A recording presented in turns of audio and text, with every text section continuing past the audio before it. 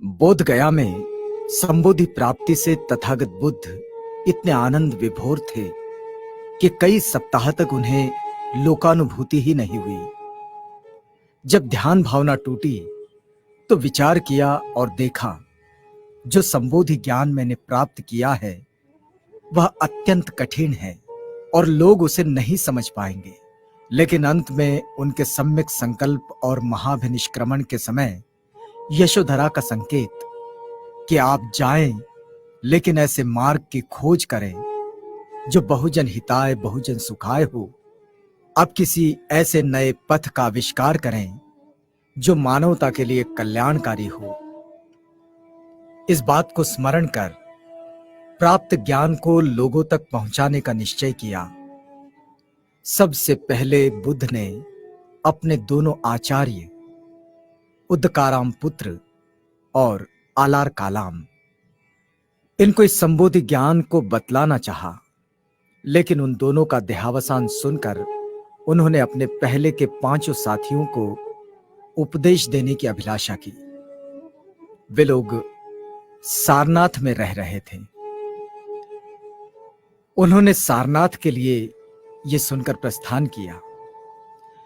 सारनाथ पहुंचने पर 5 साथियों, जिन्हें बौद्ध साहित्य में पंचवर्गीय भिक्खु कहा जाता है, इन्होंने दूर से बुद्ध को आता हुआ देखकर यह निश्चय किया कि वे उनका आदर सत्कार नहीं करेंगे।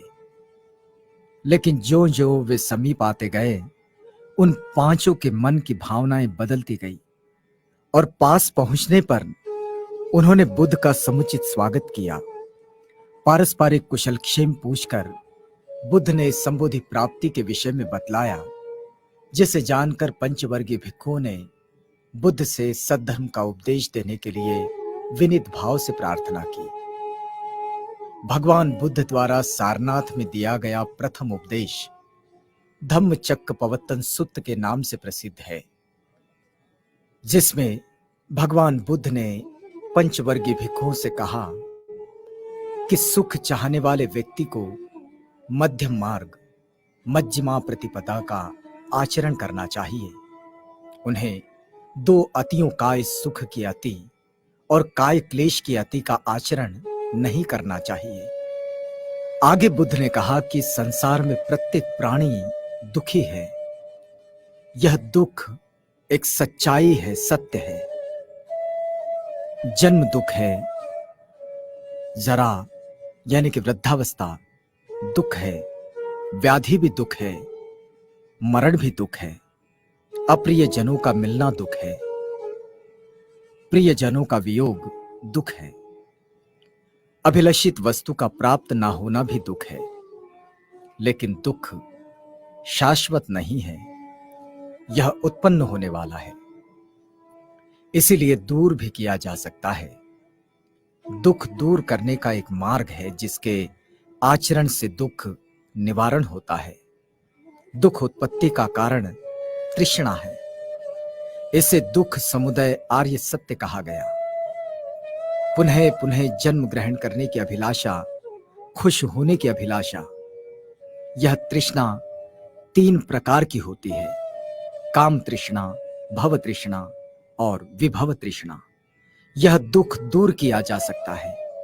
इसे दुख निरोध आर्य सत्य यानी सच्चाई कहा गया है। और दुख निरोध के लिए जिस मार्ग के आचरण की आवश्यकता है, उसे दुख निरोधगामिनी प्रतिपदा आर्य सत्य कहा गया है। दुख निरोधगामिनी प्रतिपदा का मार्ग 8 अंगों का है और इसे बौद्धों की संस्कृति में अष्टांगिक मार्ग कहते हैं। सम्यक दृष्टि, सम्यक संकल्प, सम्यक वचन, सम्यक कर्मांत, सम्यक आजीविका, सम्यक व्यवहार, सम्यक स्मृति, सम्यक समाधि। इन चारों आर्य सत्यों के संबंध में पूर्व प्रचलित धर्मों में न कुछ भी कहा गया था और ना ही सुना गया था। संबोधि प्राप्ति से बुद्ध में तत्व को परखने के नेत्रों का प्रादुर्भाव हुआ। उनमें विमल ज्ञान उत्पन्न हुआ, विद्या उत्पन्न हुई और आलोक उत्पन्न हुआ। उन्होंने पंचवर्गीय भिक्षुओं को सविस्तर इसे बतलाते हुए कहा, भिक्षु हो, जब तक इन 4 आर्य सत्यों का विशुद्ध ज्ञान दर्शन नहीं हुआ, तब तक मैंने ये दावा नहीं किया कि मैंने अनुत्तर सम्यक संबोधि को जान लिया है। मेरी विमुक्ति अचल है, यह मेरा अंतिम जन्म है, अब आवागमन नहीं होगा। बुद्ध के ये वचन सुनकर पंचवर्गीय भिक्षु संतुष्ट हुए और उन्होंने ऋषिपत्तन मृगदाय में बुद्ध का शिष्यत्व स्वीकार किया। ये 5 परिव्राजक जो बुद्ध के पहले शिष्य बने, कौंडिन्य, मदिम, महानाम और अश्वजीत, इनके प्रव्रजित होने से बुद्ध ने यहीं सारनाथ में भिक्षु संघ की स्थापना की। यही सारनाथ की अपनी विशेष विशिष्टता है। प्राचीन बौद्ध केंद्र सारनाथ के अन्वेषण और उत्खनन का कार्य जाने अनजाने 1794 ईस्वी में प्रारंभ हो गया था, जब काशी नरेश चेत सिंह के दीवान जगत सिंह ने अपने नाम पर वाराणसी में एक मोहल्ला बनवाने के लिए सारनाथ के सबसे बड़े धर्मराजी के स्तूप की ईंटें निकालवाने का काम शुरू किया और उसे खुदवा डाला। उसके ही ईंट पत्थरों से जगतगंज मोहल्ले का निर्माण हुआ। इसी खुदाई में भगवान बुद्ध की अस्थियां एक मंजूषा में प्राप्त हुई थी। यह मंजूषा एक दूसरी मंजूषा में सुरक्षित रखी गई थी। इसके अतिरिक्त स्तूप से बुद्ध की मूर्ति मिली थी, जो इस समय सारनाथ संग्रहालय में सुरक्षित है। वाराणसी के तत्कालीन कमिश्नर जॉनथन डंकन ने इस उपलब्धि का विवरण एशियाटिक रिसर्च के 1798 ईस्वी के 5वें अंक में प्रकाशित किया था। सारनाथ में समय समय पर जिन विद्वानों और पुरातत्ववेत्ताओं ने उत्खनन कार्य करवाया, उनमें colonel Mackenzie, Emma Roberts, Alexander Cunningham, Kittoe, Thomas और Hall, Ortel, sir John Marshall, Sten Konow, W H. Nicolson, Dayaram Sahni और चक्रवर्ती, जो कि सर जॉन मार्शल के सहायक रहे हैं। इनके साथ हरग्रीव्स भी प्रमुख थे। इन उत्खननों में सारनाथ में अनेक बौद्ध विहार और स्तूप प्राप्त हुए, जिनमें धर्मराजिक स्तूप ये सबसे महत्वपूर्ण स्तूप है। इस स्तूप का निर्माण सम्राट अशोक द्वारा करवाया गया था, जिसमें भगवान बुद्ध के अस्थि अवशेष प्रस्थापित किए गए थे। जैसा उसके नाम से ही प्रतीत होता है, इस स्तूप से पुरातत्ववेत्ताओं को कोई अस्थि अवशेष प्राप्त नहीं हुए, लेकिन वाराणसी के राजा के दीवान जगत सिंह ने इसे ईंटों की प्राप्ति हेतु खुदवाया था, जिसमें उन्हें एक प्रस्तर की बनी हुई पेटिका मिली थी, जिसके अंदर हरे संगमरमर की बनी एक छोटी मंजूषा थी, जिसमें बुद्ध के अस्थिखंड, मोती, स्वर्ण पत्र और रत्न रखे थे। अस्थियों को अशुभ मानकर दीवान ने उन्हें गंगा में प्रवाहित करवा दिया था। छोटी अस्थि मंजूषा का भी पता नहीं चला, लेकिन बड़ी पत्थर की पेटी कोलकाता के भारतीय संग्रहालय में आज भी सुरक्षित है। Doctor B.S. अग्रवाल का ये मानना है कि सारनाथ जैसे पवित्र बौद्ध केंद्र में अशोक द्वारा भगवान बुद्ध की अस्थियों पर विशाल स्तूप का निर्माण करवाना सर्वथा समुचित था। कुषाण काल में इस स्तूप की मरम्मत करवाई गई थी और 6ठी शताब्दी में इसके चारों ओर 16 फुट चौड़ा प्रदक्षिणा पथ का निर्माण करवाया गया। इसे 7वीं शताब्दी में ईंटों से भर दिया गया और ऊपर जाने के लिए 6 ओटियों की सीढ़ी बनाई गई। बंगाल के पाल शासक महिपाल तथा गढ़ेवाल सम्राट गोविंद चंद्र की रानी कुमारी देवी ने इस स्तूप का जीर्णोद्धार करवाया था। इस स्तूप से जो वस्तुएं प्राप्त हुई, उनमें बोधिसत्व की एक विशाल प्रतिमा जो 9 फुट 5 इंच की है और ये मूर्ति अभय मुद्रा में है। दूसरी मूर्ति भगवान बुद्ध की 4 फीट 3 इंच खड़ी अभय मुद्रा में है। इसका निर्माण गुप्त काल में हुआ था। 3 से 5 फीट ऊंची भगवान बुद्ध की एक मूर्ति धम्मचक्र प्रवर्तन मुद्रा में प्राप्त हुई। ये भी गुप्तकालीन है। प्रभामंडल कमल पुष्प पत्रों से अलंकृत है और सारनाथ से प्राप्त सभी मूर्तियों में सर्वोत्कृष्ट है। यह मूर्ति चुनार के पत्थरों की बनी हुई है। इसके अतिरिक्त अभय मुद्रा में भगवान बुद्ध की एक खड़ी मूर्ति मिली है जो 2 फुट 2 इंच ऊंची है, जिसके दाएं और बाएं मैत्रेय और अवलोकितेश्वर की मूर्तियां बनी हुई है। इसका निर्माण उत्तर गुप्त काल में हुआ था। इसी स्तूप के पास से वरद मुद्रा में खड़ी हुई 1 फीट 3 इंच ऊंची बौद्ध देवी तारा की मूर्ति है। इसके पार्श्व भाग में 8वीं शताब्दी ईस्वी की लिपि में ये धम्मा हेतु प्रभवा गाथा के साथ 9 पंक्तियों वाला लेख अंकित है। इस समय इस स्तूप का व्याप 110 फीट है और केवल इसकी नींव ही अवशेष है। धर्मराजिक स्तूप के लगभग 18 फीट की दूरी पर प्रधान मंदिर के अवशेष विद्यमान है। इस मंदिर का प्राचीन नाम मूलगंध कुटी है। प्राचीन काल में जिस कुटी में भगवान बुद्ध रहते थे उसे गंधकुटी कहा गया। गंधकुटी से यह प्रतीत होता है कि वह कुटी सदैव सुगंधित द्रव्यों से सुवासित रहती थी। सारनाथ के एक लेख में मूलगंध कुटी का नाम प्राप्त होता है।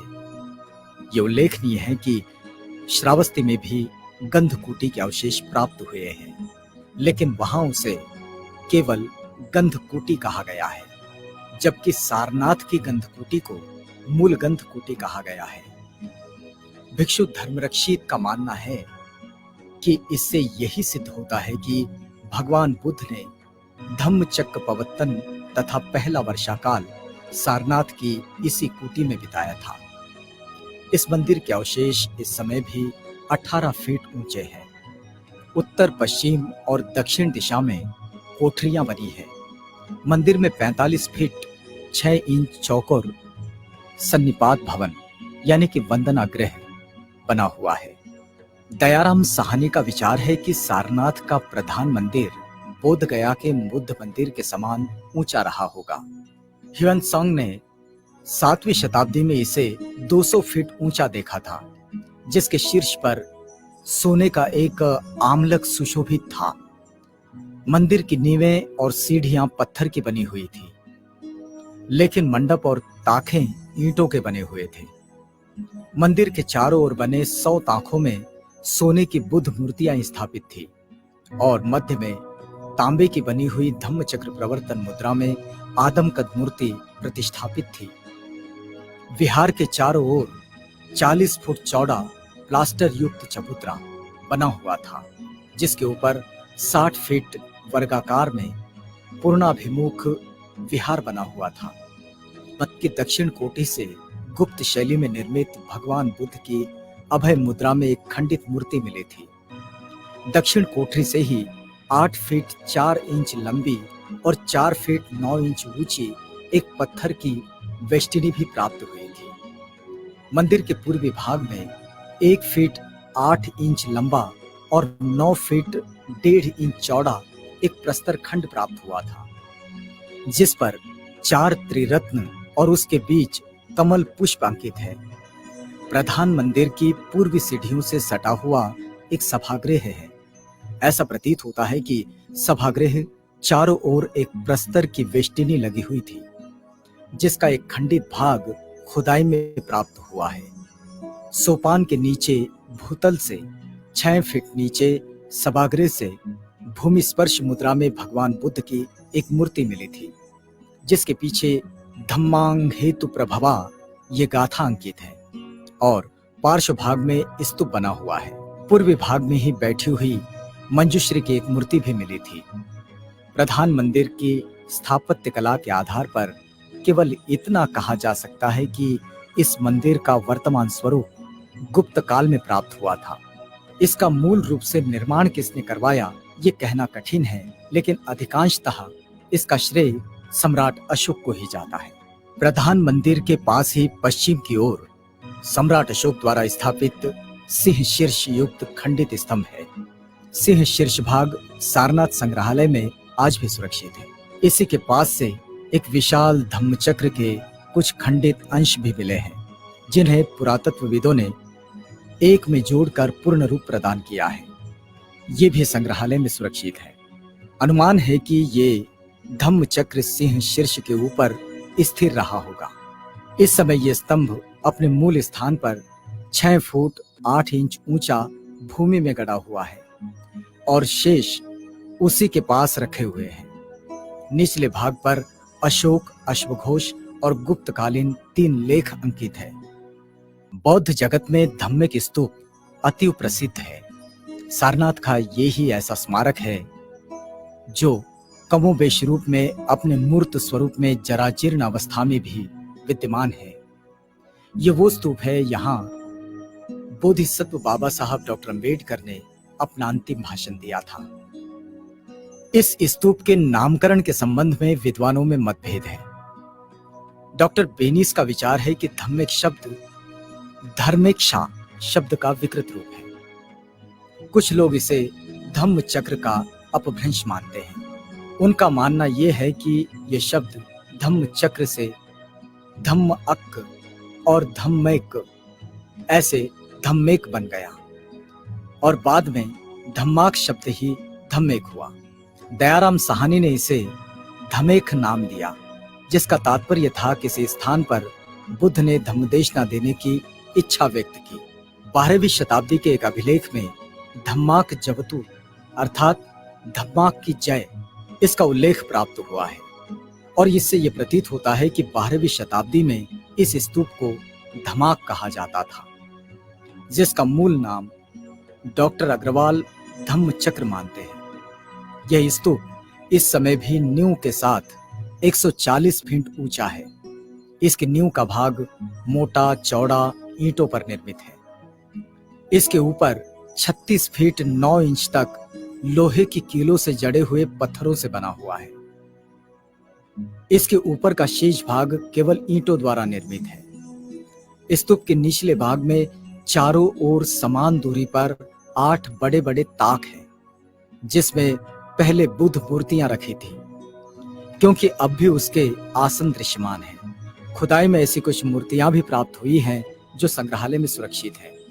दयाराम साहनी का मत है कि इन 8 ताकों में या तो विपस्सी बुद्ध से लेकर मैत्रेय बुद्ध तक की मूर्तियां रही होगी या फिर इनमें भगवान बुद्ध के जीवन से संबंधित 8 प्रमुख मूर्तियां विपस्सी, शिट्टवी, विष्णु, ककुच्छंद, कोन्नागमन, कश्यम, गौतम और मैत्रेय रही होगी। स्तूप का निचला भाग एक चौड़ी पट्टी के साथ सुंदर आकृतियों से अलंकृत है, जो बहुत ही आकर्षक है। इन प्रस्तर पट्टियों की बारीक कलाकारी को देखकर डॉक्टर अग्रवाल ने कहा था कि इस पर वाराणसी के रेशमी वस्त्रों की कलाकारी का स्पष्ट प्रभाव है। कनिंघम ने उत्खनन के समय स्तूप के बीच में बुद्ध अस्थियों की प्राप्ति के उद्देश्य से स्तूप के बीचों बीच में बोरिंग की थी, जिससे पता चला कि विशाल स्तूप के नीचे मौर्यकालीन ईंटों का बना हुआ एक पुराना स्तूप सुरक्षित है। यह मूल स्तूप कदाचित सम्राट अशोक ने उस स्थान पर निर्मित करवाया होगा जो बुद्ध ने पंचवर्गीय भिक्षुओं को पहला उपदेश दिया था, जिसे धम्म चक्र प्रवर्तन कहा गया। यद्यपि इस स्तूप से अब तक धातु अवशेष प्राप्त नहीं हुए हैं, लेकिन 6वीं और 7वीं शताब्दी की लिपि में अंकित एक लेख स्तूप के शीर्ष भाग के 3 फीट नीचे प्राप्त हुआ था, जिसमें लिखा था ए धम्मा हेतु प्रभवा। इससे भी इस स्थान का संबंध बुद्ध के धम्म से स्थापित होता है।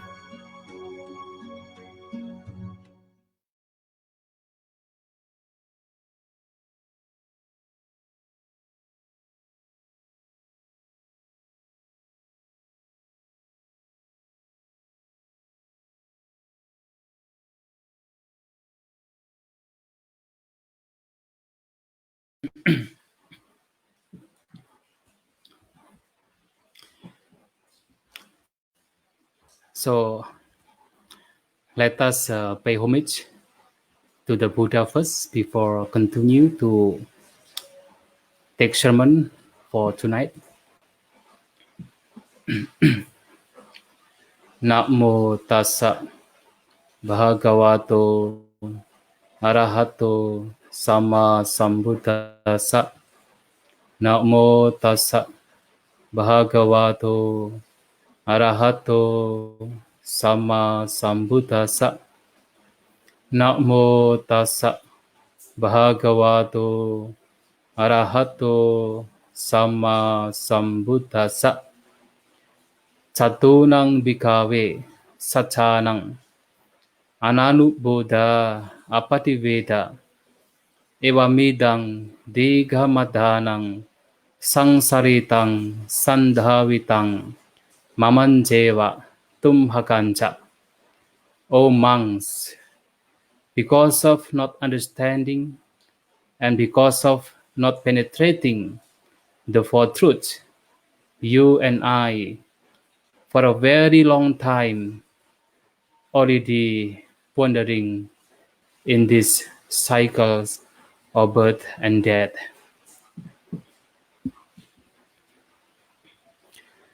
The most honorable Bhikkhu Sangha from all over the world, especially the members of GBC, the Global Buddhist Consecration,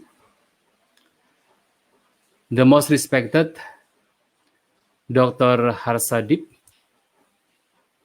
who invited me, and is also the organizing committee member of GBC, the Global Buddhist Congregation of India. Thank you very much for inviting me. And the respected Mrs. Samsuk and Mrs. Apinya. And I would like to take my time to convey my gratitude, especially to Mrs. Samsuk, who introduced me for this program. And thank you very much for the team of GBC who make this event is possible. Ladies and gentlemen, today it is my honor to give the Dhamma sermon in this very occasion. And before I continue my sermon, I would like to introduce myself. My name is Venerable Santacito. I'm from Indonesia. I was getting ordination for the Samanera, for the novice, the Buddhist novice, from quite long ago, around 2000, the ends of the 2000. And after that, I went to Sri Lanka to continue my study, especially to take my BA, the Bachelor's of Arts, and also continue to pursue my BSD. And on 2013, I was admitted for the BSD. And 2015, I was getting the high ordinations for Upasambadamang as a bhikkhu. And until now, and at present, I'm living in one of the most beautiful beautiful monastery in Central Java. If you can search in Google, and then you just write Mendut Buddhist Monastery in Google, and then you will find some images of our temple. And I think Mrs. Samsuk, when he went to Indonesia, to Boyolali at that time, she also visited our temple, that Mendut temple. And now I'm also being entrusted by one of the Buddhist colleges in Indonesia, Kertarajasa Buddhist College, to be the head of that Kertarajasa Buddhist College until now, from 2017 until now. Ladies and gentlemen, in these very occasions, I'm going to discuss with all of you about one of the most important discourses of the Buddha, that is the Dhammacakkappavattana Sutta, the first sermon of the Buddha on the Four Noble Truths. And why I take this discourse, this sermon, this topic as my sermon, is because, as we all know, that yesterday all the Buddhist peoples all over the world celebrate the Asalha ceremony, commemorating the first sermons of the Buddha, Dhammacakkappavattana Sutta. So I think that even today is still the nuance of this sermon, this ceremony, this Asalha ceremony. And the second one, why I take this discourse, even though actually for several days, Mrs. Samsuk already sent me some videos about this GPC, and I found that some monks from Thailand and from India already talk about this Dhammacakkappavattana Sutta. But in my understanding, this Dhammacakkappavattana Sutta is very important because this discourse containing the most important teachings of the Buddha, the core teachings of the Buddha, that is the Four Noble Truths. And when we are talking about the Four Noble Truths, I think that will never end because this is the most important teachings of him. And why this teaching, the Four Noble Truths, that we can find in this Dhammacakkappavattana Sutta is the most important teachings of the Buddha. Because, as I mentioned earlier in the very beginnings of this sermon, the Buddha says, Chatulang bhikkhave satchanang analubuddha apadiveda evamidang digamadanang sangsaritang sandhavitang mamanjeva tumhakancha. O monks, because of not understanding, because of not penetrating the four truths, Chatusatcha, it means the Four Noble Truths, you and I, for a very long time, had been wandering in these very cycles of birth and death, facing various kinds of suffering. It means if we want to get rid of this very suffering, if we want to be freed from these cycles of birth and death, there is no other way except by understanding, by penetrating these Four Noble Truths. The truth of suffering, the truth of the cause of suffering, the truth of the cessation of suffering, and the truth of the way, of the path leading to the cessation of suffering. So this is the most important thing that all the Buddhist people need to understand without exception. Because when we have the faith in the Buddha, we have the faith in Dharma, the teachings of the Buddha, and our aim of life is to get rid of this suffering, to attain liberation, to attain Nibbana. These Four Noble Truths must be understood, must be penetrated. And in fact,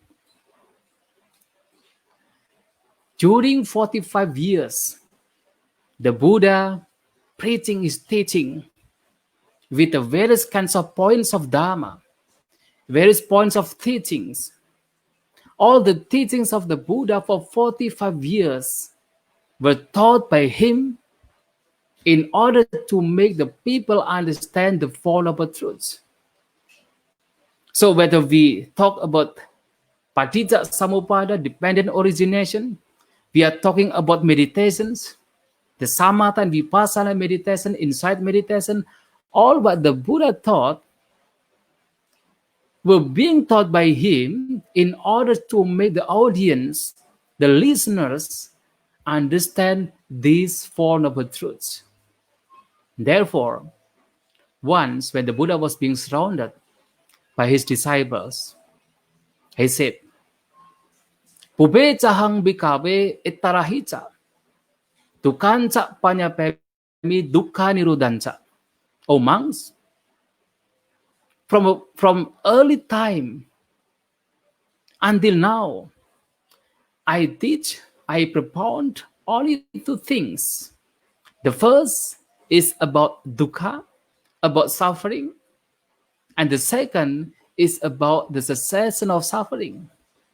It means when talking about these two things, suffering and the cessation of suffering, that means he was talking about the Four Noble Truths, about suffering, its causes, its cessation, and the way leading to the cessation of suffering.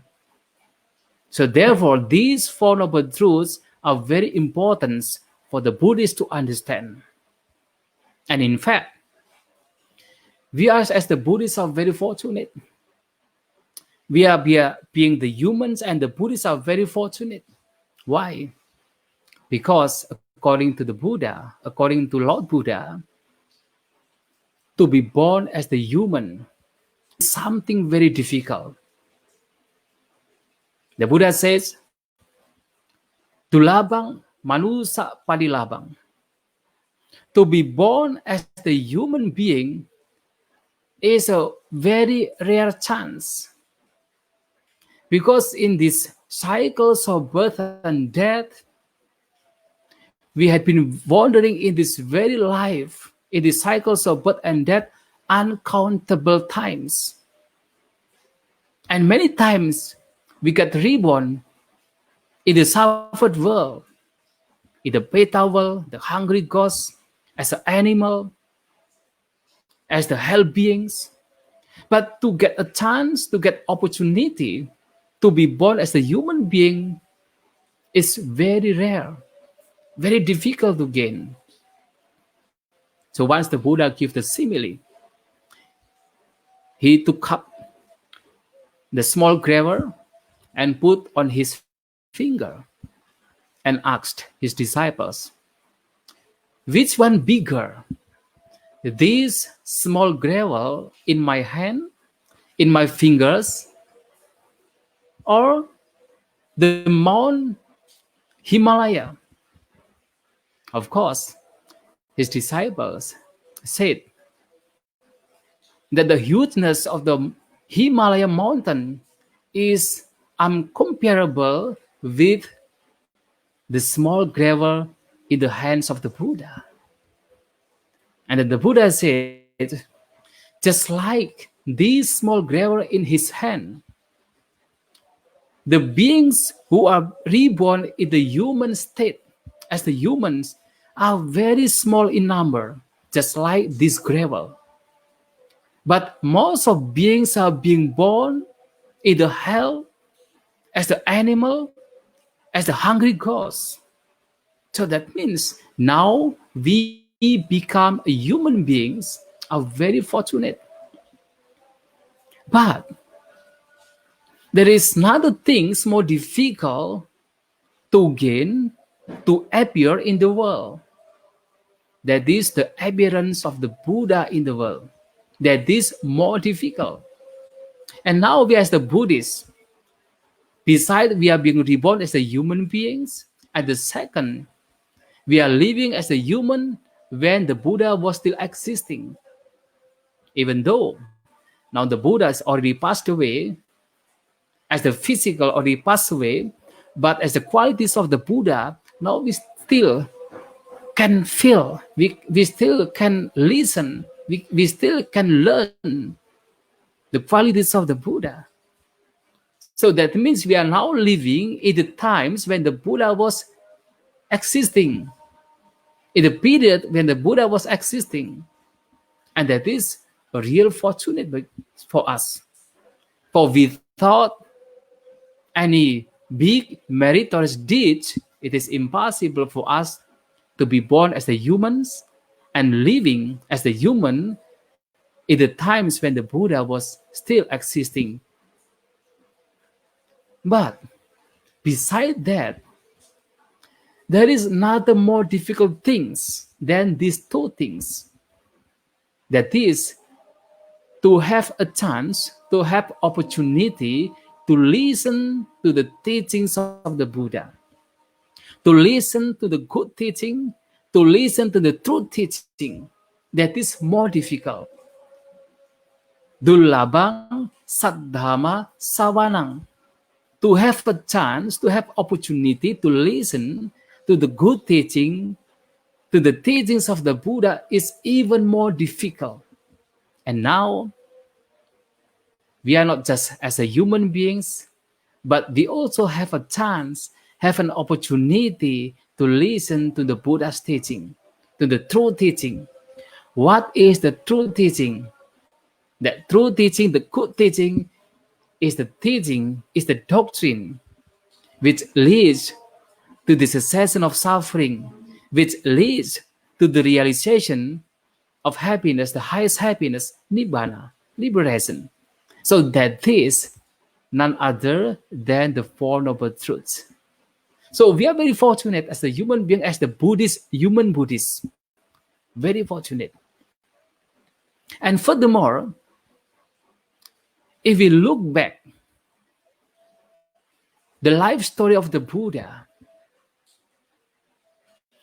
we can find that not long after the Buddha's enlightenment, actually in the Buddha's, his mind was at peace, not being delighted to preach his Dharma, not interested to open his new discovery to the world.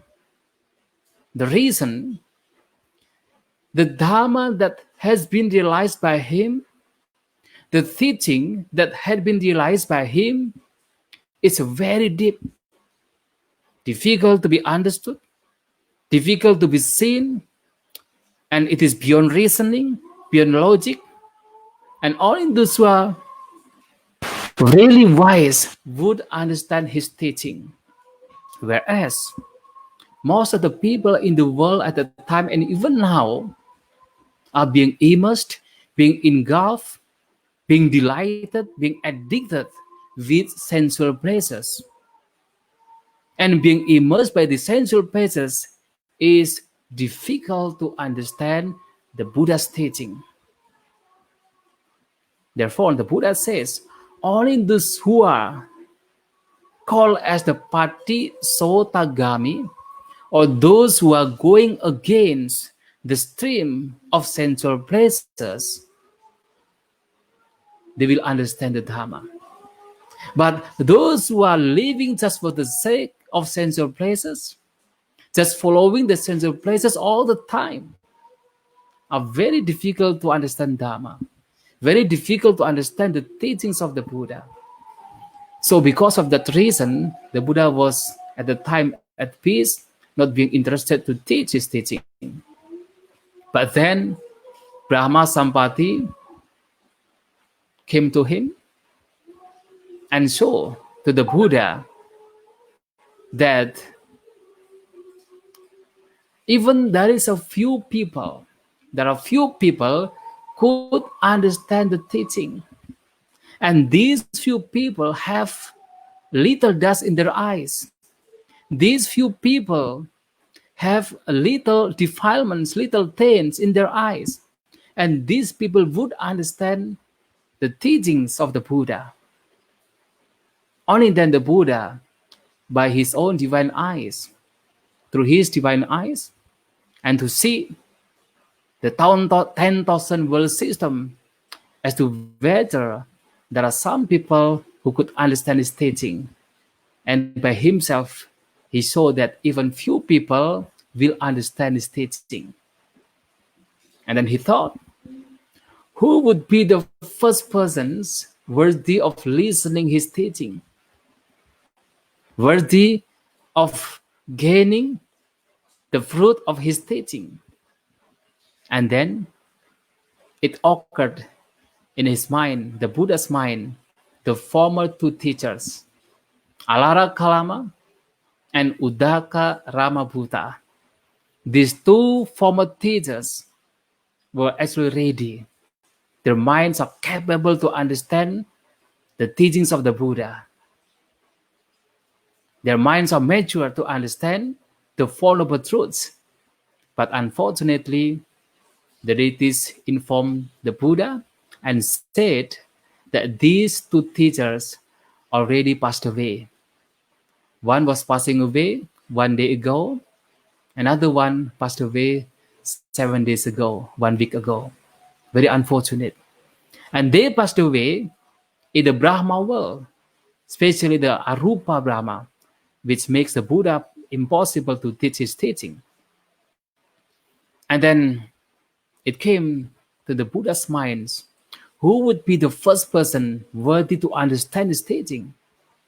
And it occurred, the 5 ascetics. The 5 ascetics who already served him for 6 years in the Uruvela forest, where the Buddha, at the time as the Bodhisattva, as the ascetic Gautama, practicing self-mortification. Then the Buddha took a journey and went to the place where these 5 ascetics were staying.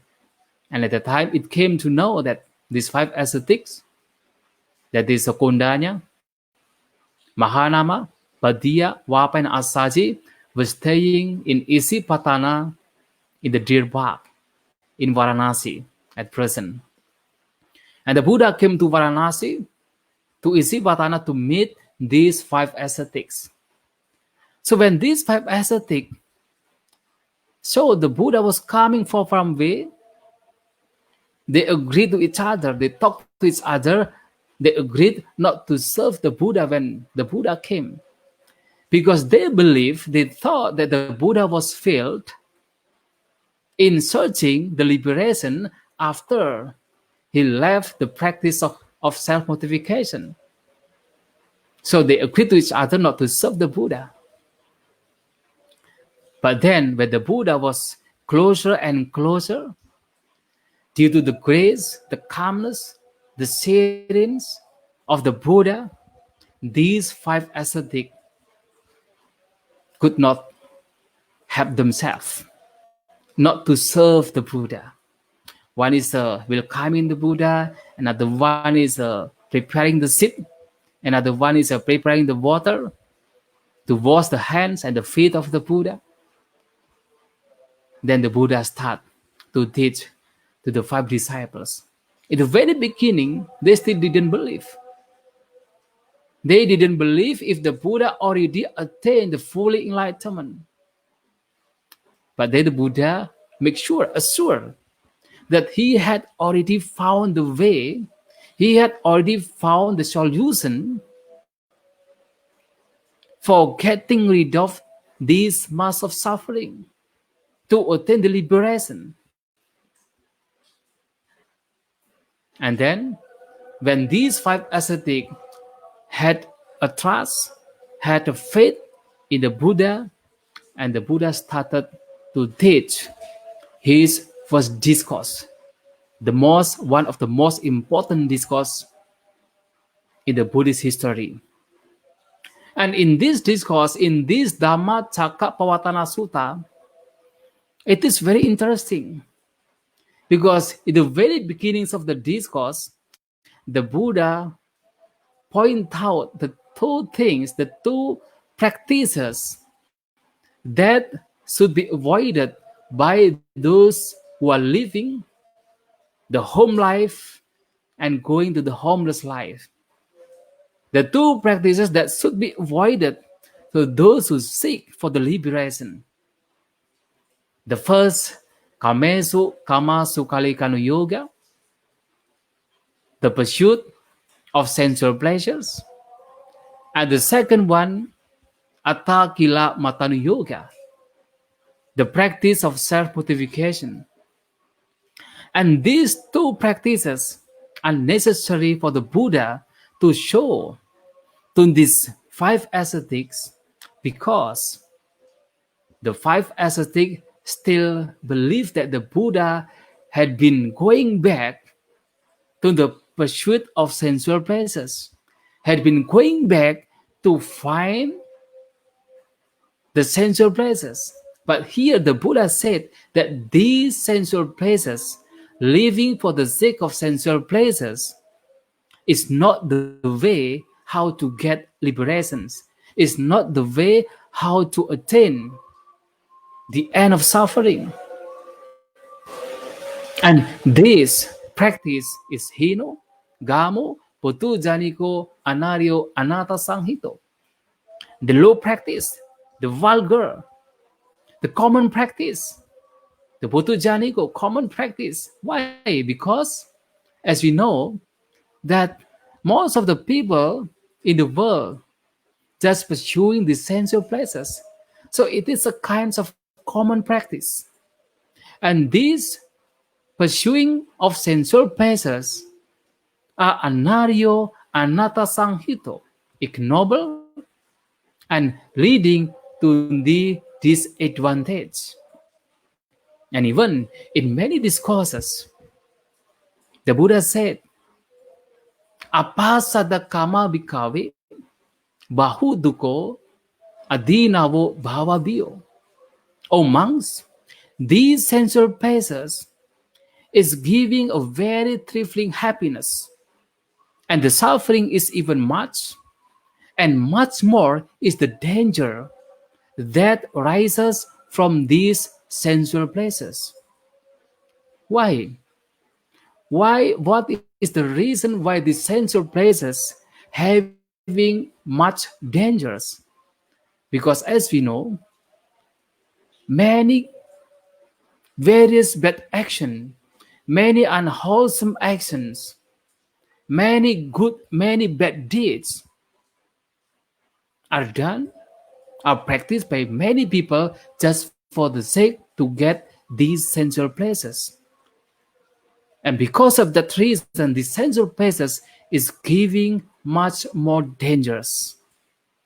And according to the law of karma and effect, then the law of karma, the cause and effect, to say that all our actions will give the result, the bad giving the suffering, the good giving the happiness. And these, because of sensual pleasures, many people do various kinds of evil, and that will lead them to the suffering, not only in this very life, even the life after death.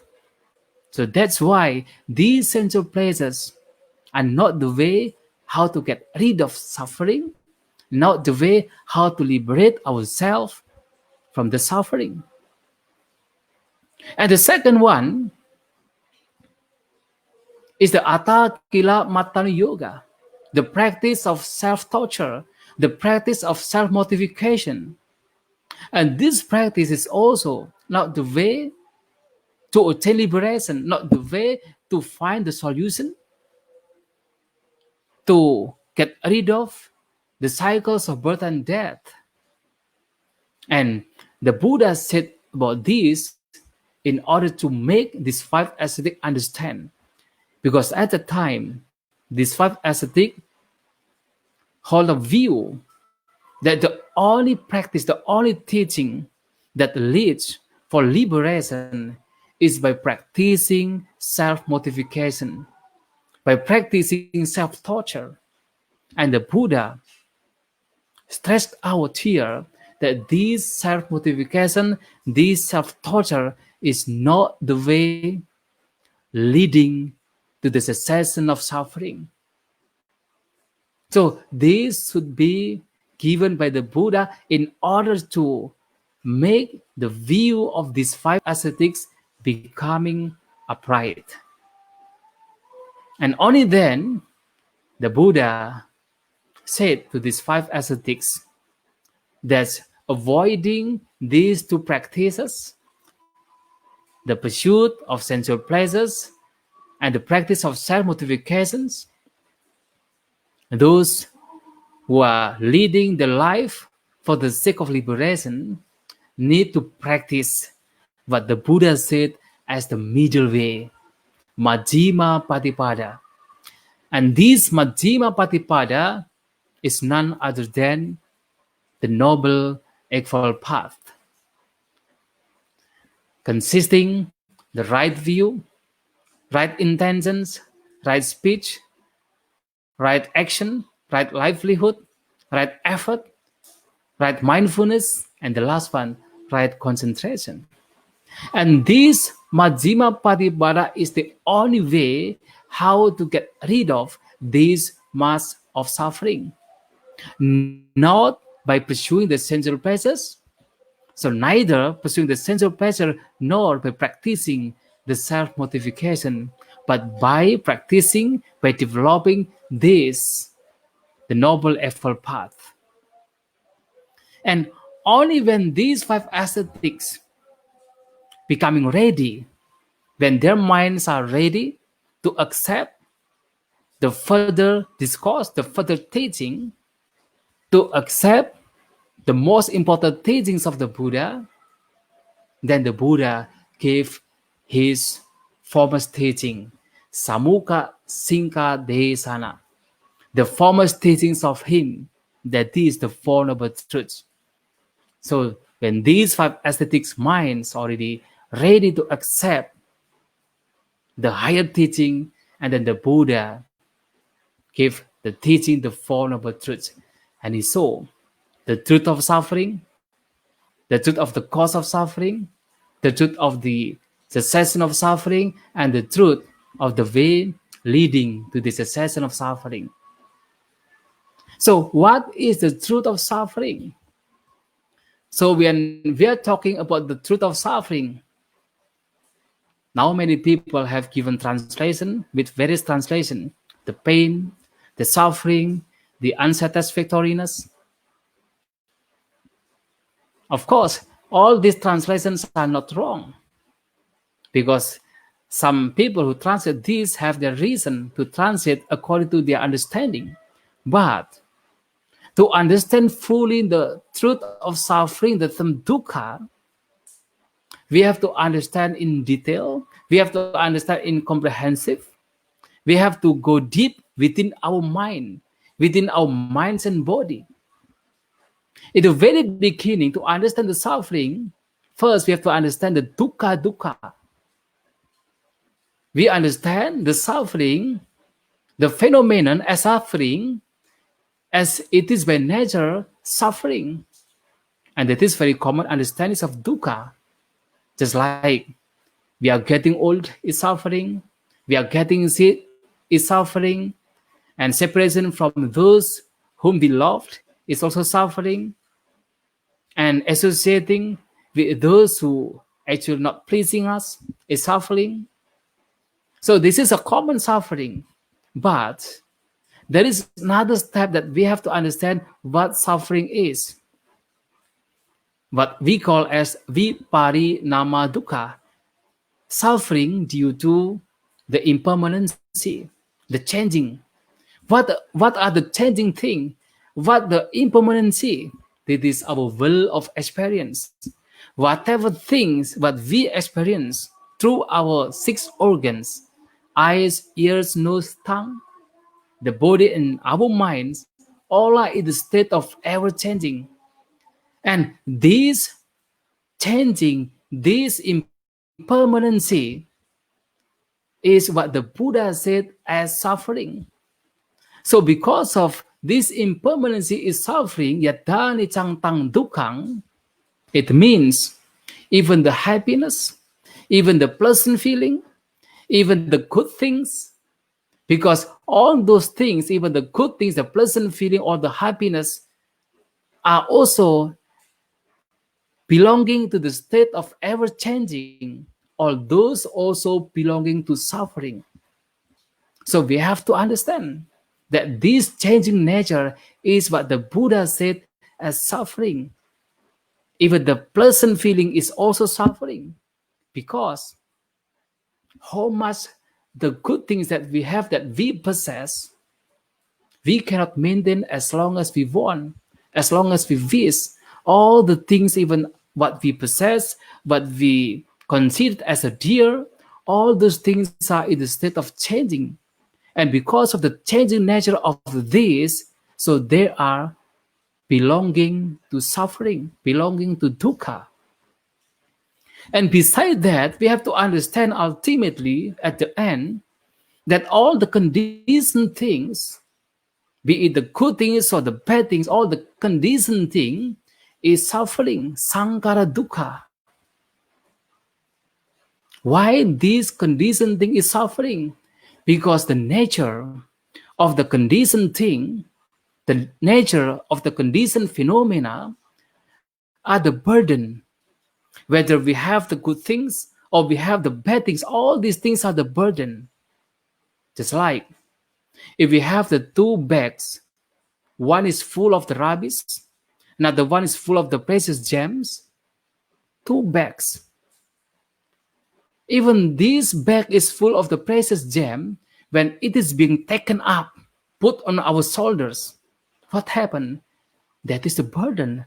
And because of that is burden, so that is suffering. All the conditioned thing is suffering. So these need to be understood. And the Buddha not only thought about this suffering, because some people, when just begin to study Buddhism, begin to learn Buddhism, and just learn about the suffering, and without going further, they think that Buddhism is teaching the pessimistic teaching. Of course, if the Buddha only thought about suffering, only showed to the world about suffering, without going further, the Buddha's teaching is the pessimistic teaching. But the Buddha also showed us that this suffering has the cause. This suffering has the source. And the cause of the source of suffering is the tanha, is the craving. Yayang tanha punubhavika nandiraga sagata tatra binandini. And because of the craving, accompanied by the delight and attachment, to find, to seek the pleasure here and there, that is the cause of suffering.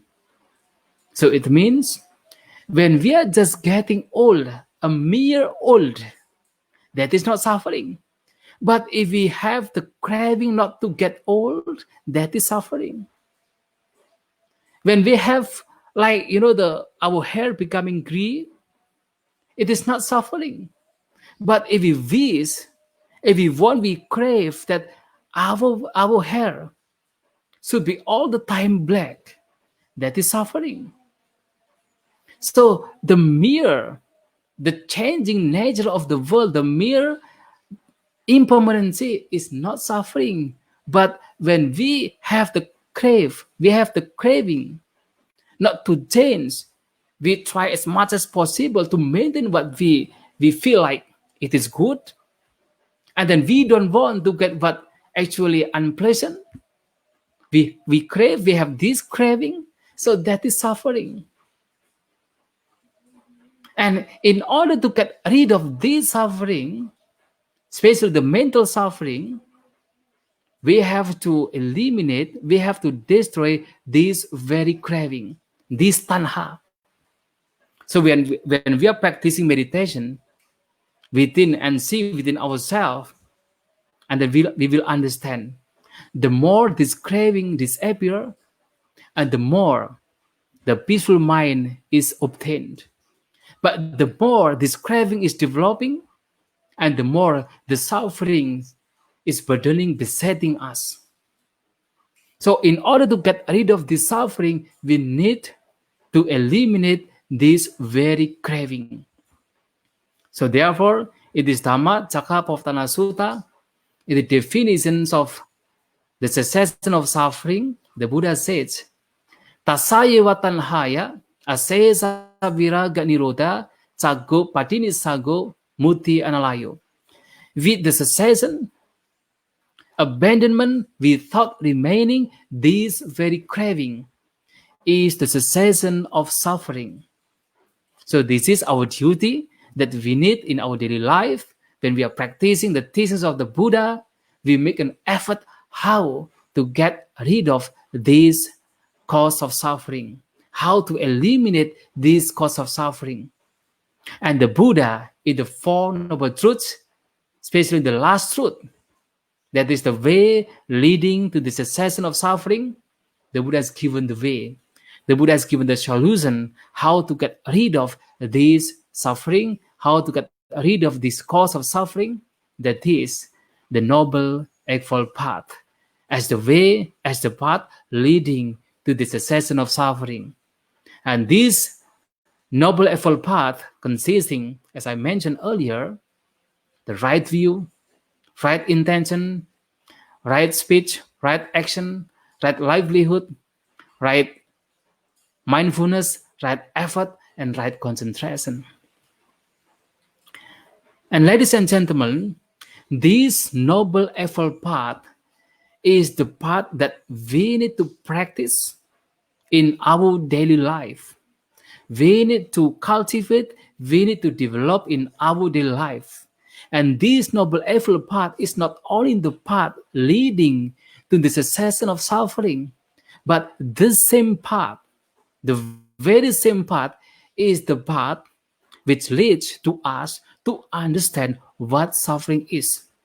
This is the path that lead us to eliminate the cause of suffering. And of course, that is the path that leading to the cessation of suffering. So this path that need to be practiced as the Buddhists, as who understand the teachings of the Buddha in our daily life. So what is the samadhi, the right view? That right view is none other than the understanding, the acceptance of these Four Noble Truths. So when we understand, when we accept, even though it is just theoretically, not direct experience, but when we understand these Four Noble Truths, that means our view is becoming right. Our view is becoming upright. We accept this tanha, this craving is the cause of suffering. We accept when this tanha is eliminated, the suffering is also eliminated. We accept this noble eightfold path is the way leading to the cessation of suffering. So this is the right view. So when we have the right view, of course, our intentions also becoming right, becoming sama sankappa. Our intentions are only intending, only leading our minds how to get rid of this suffering, how to get rid of this cause of suffering.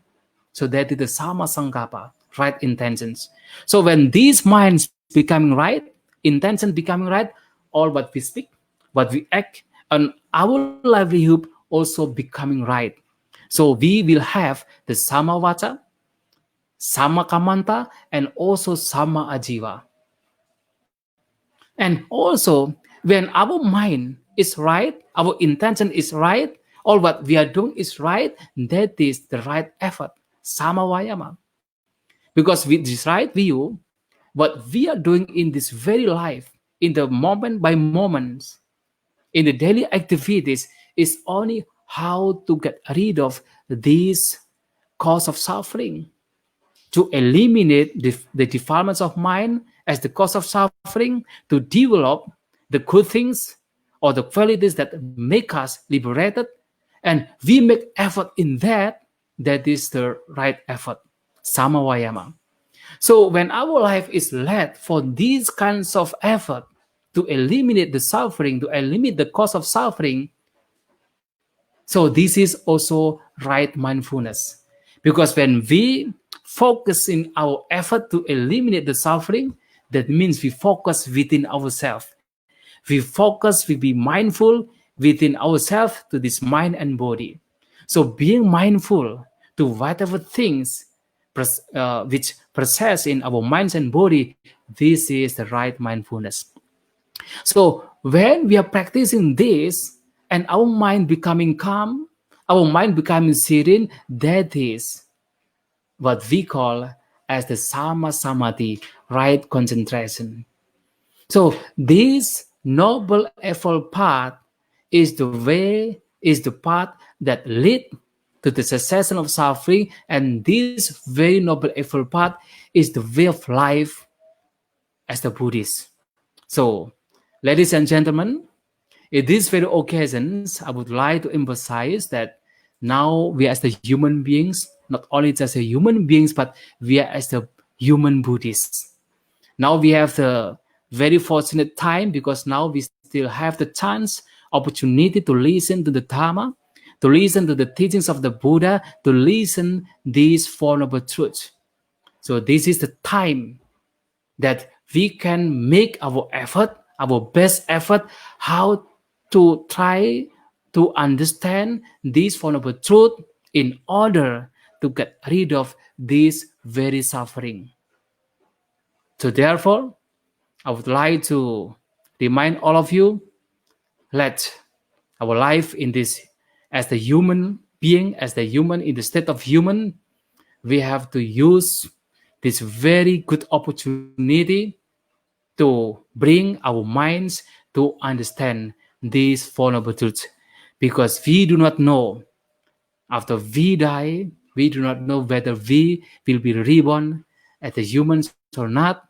But in this very time, as a human, as the Buddhists, as the people who understand the teachings of the Buddha, the Four Noble Truths, so we have to use our time as much as possible, as good as possible, to understand this Four Noble Truth for the benefits of ourselves and benefits of the Dharma, benefits of all beings. So this is what I want to say to all of you, and thank you very much, and especially to the team who make this program is possible. And I hope we all be progressing in the teachings of the Buddha, and may all beings be happy. Sabbe sata bhavantu sukhitata. May all beings be happy. Thank you very much.